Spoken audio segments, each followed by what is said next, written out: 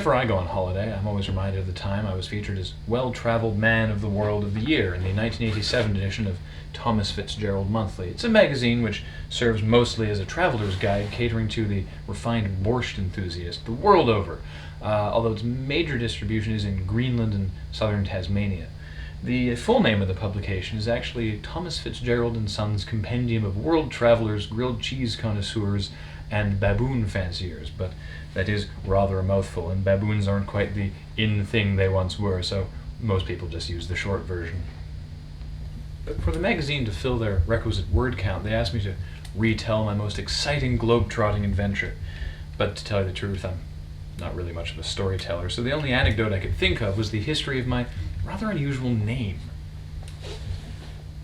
You see, my parents were of two very distinct lines of ancestry. My father's family raised giraffes deep within the island of Crete, which is where I picked it up, and my mother's lineage ran through a noble caste of Venezuelan tribespeople. Well, I needn't tell you that the naming traditions of a Cretian giraffe farmer and a Venezuelan aborigine are quite different, and this caused a significant amount of tension. My parents eventually decided to seek the help of the local magistrate of the Congolese city-state in which they were living, a man named Stanley Mbutu, a magnificent problem solver, world-renowned for his career as a Tibetan monk, a terrifically skilled cribbage shark, and due to a clerical error, Miss Universe 2002. Mbutu meditated on this question for 3 weeks straight, and during that time, as is tradition, insisted that he eat only food that was colored powder blue, he drink only from a pond deemed sacred due to the natural caramel flavoring of its waters, and during his sleep be read to from the Big Book of Babylonian Baby Names by his Samoan aide Steve. In fact, not too long ago I had the pleasure of visiting the place of my eventual birth and was able to taste for myself the sacred caramel waters of legend, which, it saddens me to say, have apparently lost a lot of their flavor since Mbutu retired as magistrate at the ripe old age of 97 to pursue a career in percussive interpretive speed metal. Once he had emerged from his seclusion, Mbutu told my parents to go on a pilgrimage to New Zealand. Not New Zealand, mind you, but New Zealand, the newly rebuilt Zealand theme park in Wyoming, just off the I-80, one in the chain of 26 alphabet theme parks across the country.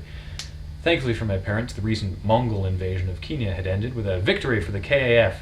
My dad used his contacts there to get my parents aboard an Ethiopian freighter bound for New York, stopping only in Uzbekistan to deliver humanitarian aid in the form of some 86 metric tons of faux whaleskin fedoras, the Kenyan spoils of war from the Mongols.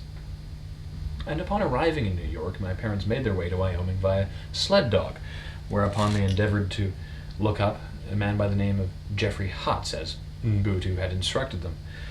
However, finding Mr. Hutz in New Zealand proved to be quite tricky, as the excitable Vietnamese gentleman was constantly on the run from the law. Not that he'd ever done anything wrong, nor was the law actually chasing him, he simply had an irrational phobia of octagonal hats. Ironically, this phobia would lead him to flee to Britain later, where the police headgear is less polygonal, and sadly he would be arrested by an officer who had an irrational fear of Vietnamese gentlemen. When my parents finally found Mr. Hutz hiding in an empty barrel of sauerkraut, he was all too happy to introduce them to a close friend of his, the Sultan of Brunei, who was in town on business that day. He took quite a liking to both my parents, and the rest is history. And in fact, the Sultan and my family have remained close friends for many years since then, and I often help him out on little projects he's working on from time to time. And that's why I'm going on holiday.